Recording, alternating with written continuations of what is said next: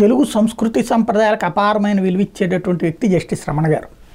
ఆయన ఏదైతే తెలుగు భాష మాతృభాషలో ఉండాలంటారు. అయితే ఆయన తాజాగా ఢిల్లీ పబ్లిక్ స్కూల్, అక్కడ తెలుగు మీడియం అనేదే ఉండదు, ఇంగ్లీష్ మీడియం మాత్రమే ఉండేటటువంటి విద్యా సంస్థని ఇనాగ్రేట్ చేశారు. అయితే ఆ సమావేశంలో తెలుగుకి సంబంధించినటువంటి ఉపన్యాసం మాత్రం ఇచ్చారు.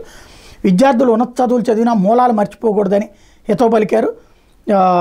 Delhi public school national franchise అధిపతి సుభాష్ కల్వా అధ్యక్షతన జరిగిన సభలో ఆయన మాట్లాడారు. మన భాషా సంస్కృతి పెంపొందించేలా విద్యార్థులను తీర్చిదిద్దాల్సిన బాధ్యత విద్యా సంస్థలదేనన్నారు.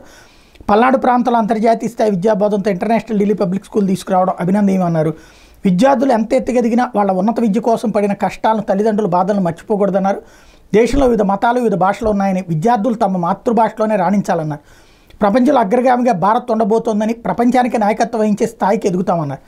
అంతర్జాతీయ స్కూల్ అందుబాటులోకి రావడం రైతులు, పిల్లలకు వరం లాంటిదని ఢిల్లీ పబ్లిక్ స్కూల్ని అందుబాటులోకి తీసుకొచ్చిన డాక్టర్ నాగోత్ ప్రకాశ్రావు కుటుంబ సభ్యులు అభినందించారు. పాఠశాలలో జరిగిన ప్రతిభా పాఠ పరీక్షల్లో అత్యుత్తమ ఫలితాలు సాధించిన విద్యార్థులకి బహుమతులు కూడా అందించారు ఆయన.